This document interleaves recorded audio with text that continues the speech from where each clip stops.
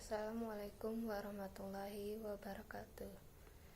Perkenalkan, nama saya Lara Anjaswati. Saya dari Prodi Administrasi Publik. Di sini saya akan menjelaskan mengenai makhluk gaib. Jadi, semua makhluk yang diciptakan Allah Subhanahu wa Ta'ala dapat dibagi menjadi dua, yaitu yang gaib dan yang nyata. Yang membedakan keduanya adalah bisa tidaknya dijangkau oleh panca indera manusia.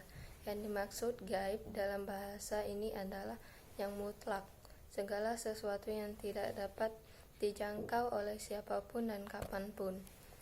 Untuk mengetahui dan mengimani wujud makhluk gaib menempuh dua cara, yaitu melalui berita atau informasi yang diberikan oleh sumber tertentu. Kedua, melalui bukti nyata bahwa makhluk tersebut ada, misalnya malaikat.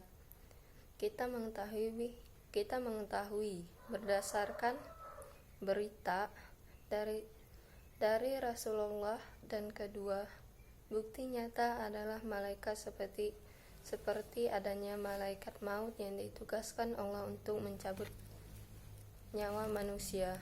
Siapakah malaikat itu? Malaikat adalah makhluk gaib yang diciptakan Allah dari cahaya dengan wujud sifat-sifat tertentu. Yang artinya malaikat itu diciptakan dari cahaya, jin diciptakan dari nyala api, dan Adam diciptakan dari apa yang telah diterangkan kepada semuanya. Hadis riwayat Muslim. Wujud tidak dapat dijangkau oleh panca indera kecuali menampilkan diri dalam rupa tertentu seperti manusia. Quran Surah Maryam nomor 9 ayat 16 sampai 17 yang bunyinya فاتخذت من دونهم حجابا فأرسلنا إليها روحنا فتمثل لها بشرا سويا قالت إني أعوذ بالرحمن منك إن كنت تقيا, yang artinya, dan ceritakanlah Muhammad kisah Maryam di dalam kitab Al-Quran, yaitu ketika dia mengasingkan diri dikeluarkan ke suatu tempat di sebelah timur Baitul Maqdis. Lalu dia memasang tabir yang melindungi dari mereka, yaitu kami mengutus roh kami Jibril kepadanya, maka dia menempatkan diri di hadapan dalam bentuk manusia yang sempurna. Jadi di surah Al-Maryam ini menjelaskan bahwa Nabi itu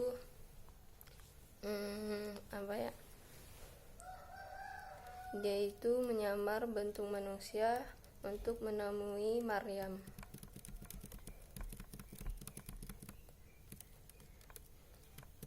Dan malaikat tidak dilengkapi dengan hawa nafsu, dan tidak memiliki keinginan seperti manusia, dan tidak menjenis kelamin, dan tidak berkeluarga, hidup dalam alam yang berbeda dengan manusia. Malaikat adalah hamba Allah yang mulia. Malaikat selalu memperhambakan diri kepada Allah dan patuh atas segala perintahnya, serta tidak pernah berbuat maksiat dan durhaka kepada Allah Subhanahu wa Ta'ala. Dan nama dan tugas malaikat. Jumlah malaikat sangatlah banyak, tidak bisa diperkirakan. Ada perbedaan tingkat di antara mereka, baik dalam kejadian tugas, pangkat, dan kedudukan.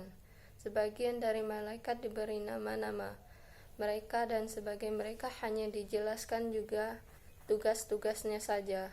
Ada yang bertugas di alam ruh, bertasbih kepada Allah Subhanahu wa Ta'ala, memberi salam kepada ahli surga, dan menyiksa penghuni neraka.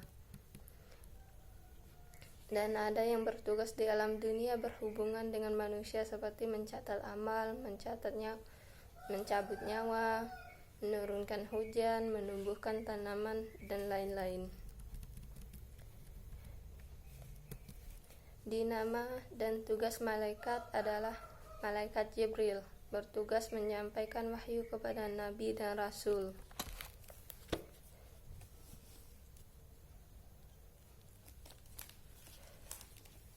Yang disebutkan dalam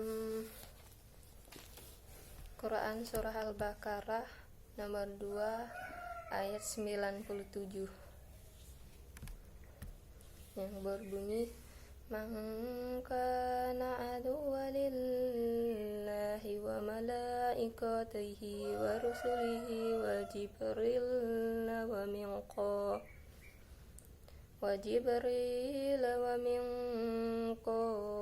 fa innallahu aduwwul lil kafirin." Yang artinya,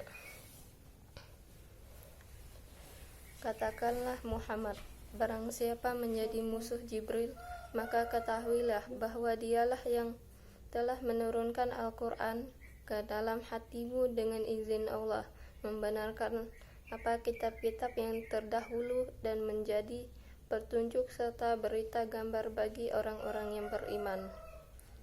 Jadi malaikat Jibril itu bertugas menyampaikan wahyu kepada malaikat seperti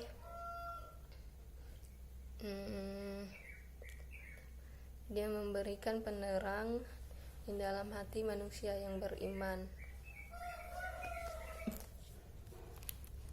Yang kedua, malaikat Mikail bertugas mengatur hal-hal yang berhubungan dengan alam, yaitu Quran surah Al-Baqarah nomor 2 ayat 98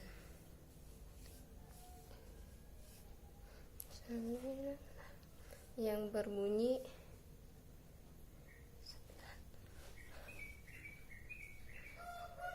"Walaqad anzalna ilaika ayati bayyinat wa ma yakfuru biha illal fasiqun."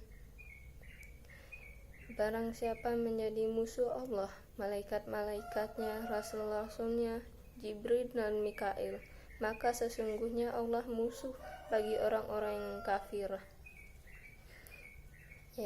Dari ayat tersebut menjelaskan barang siapa yang musuhi malaikat-malaikat Allah, maka dia akan menjadi kafir. Yang ketiga, malaikat Israfil bertugas meniup trompet di hari kiamat dan berbangkitan.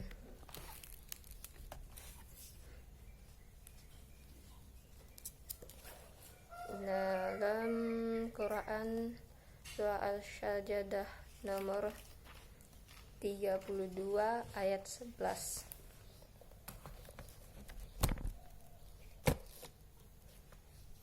Al-Sajdah.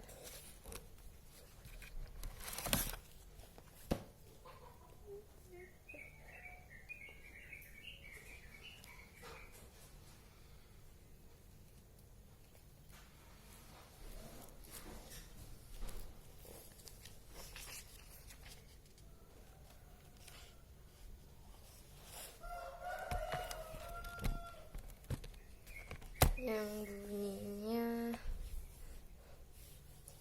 "Walaqad tara idzal mujrimuna naqisu ru'usihim inda rabbihim Rabbana absyarna wa sami'na raji'na na'man soliha inna muqinun." Yang artinya, katakanlah malaikat maut yang diserahi untuk mencabut nyawamu, akan mematikanmu, kemudian kepada Tuhan kamu akan dikembalikan. Jadi di sini kita harus mengimani malaikat Malik.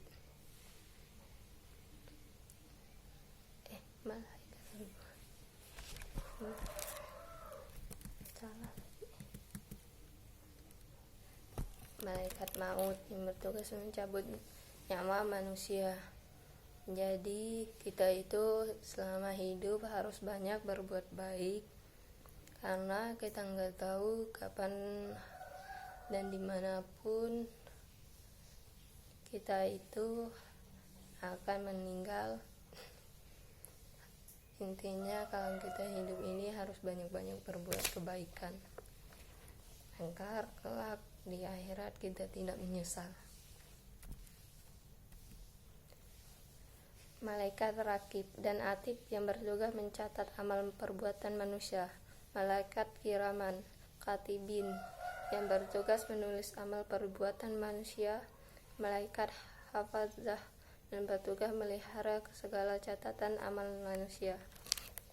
Jadi selama kita hidup, kita sehidup sehari-hari ataupun dimanapun kita harus berbuat baik, karena setiap perbuatan kita itu dicatat oleh malaikat Rakib dan Atid.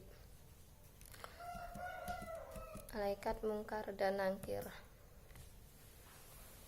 Yang ketujuh, malaikat Ridwan, penjaga surga dan memimpin para malaikat pelayan surga. Yang keempat, malaikat Malik, penjaga neraka dan bertugas memimpin para malaikat menyiksa penghuni neraka. Malaikat yang bertugas memikul arsy. Dan 10 malaikat yang bertugas menggerakkan hati manusia untuk berbuat kebaikan dan kebenaran. Rasulullah SAW bersabda, yang artinya syaitan dapat menggerakkan hati anak Adam, demikian pula malaikat dapat menggerakkan hatinya. Bisikan syaitan merupakan godaan untuk melakukan kejahatan dan mendustakan kebenaran, sedangkan ajakan malaikat berupa dorongan untuk berbuat kebaikan dan meyakini kebenaran. Hadis riwayat Ibnu Abi Hatim dan Tirmizi. Malaikat yang bertugas mendoakan orang-orang yang beriman supaya diampuni oleh Allah segala dosanya, diberi ganjaran surga dan dijaga dari segala keburukan dan doa-doa lainnya. Manusia lebih mulia daripada malaikat. Allah Subhanahu wa Ta'ala memerintahkan kepada malaikat untuk sujud kepada Adam. Quran Surah Al-Baqarah ayat nomor 2 ayat 34. Malaikat tidak bisa menjawab pertanyaan Allah tentang Al-Asma, sedangkan Adam mampu karena memang diberikan ilmu oleh Allah Subhanahu wa Ta'ala. 3. Kepatuhan malaikat kepada Allah Subhanahu wa Ta'ala karena sudah tabiatnya, sebab malaikat tidak memiliki nafsu, sedangkan kepatuhan manusia kepada Allah Subhanahu wa Ta'ala melalui perjuangan yang berat melawan hawa nafsu. Yang keempat, manusia diberi tugas oleh Allah menjadi khalifah di permukaan bumi. Hikmah beriman kepada malaikat. Hikmahnya, 1. Lebih mengenal kebesaran Allah yang menciptakan dan menugaskan malaikat.